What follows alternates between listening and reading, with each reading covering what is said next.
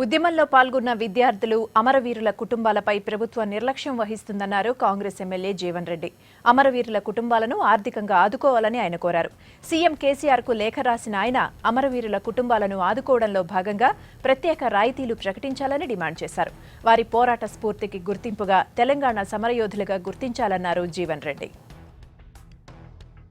రాష్ట్ర అధ్యక్షుడు పొన్నాల లక్ష్మయ్య గారే ఇలా ఉప ఎన్నికల్లో గెలుపు ఓటములకు నైతిక బాధ్యత తనదే అని చెప్పని పేర్కొన్నారు.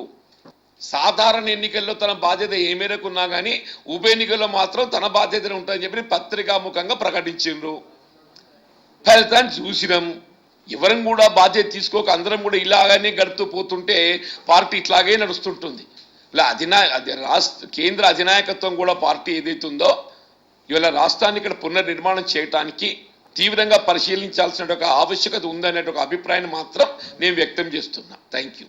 వాస్తవంగా యావత్ విద్యార్థి లోకం ఉద్యమంలో పాల్గొన్నప్పటికీ తెలంగాణ రాష్ట్ర ఏర్పాటు ఉద్యమ నేపథ్యంలో కేసులు నమోదు చేయడం జరిగిందో ఆ కేసులను ఉపసంహరింప చేస్తామని చెప్పి ప్రకటించి కూడా 100 రోజులు గడిచిపోయింది.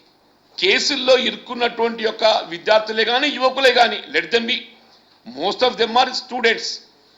విద్యార్థులతో పాటుగా విద్యార్థులు యువకులు ఎవరే కానీ తెలంగాణ ఉద్యమ నేపథ్యంలో ఎవరి మీదనైతే కేసులు నమోదు కావడం జరిగిందో వారిని తెలంగాణ సమర యోధులుగా గుర్తించి గౌరవించడము ఈ ప్రభుత్వ కనీస బాధ్యత.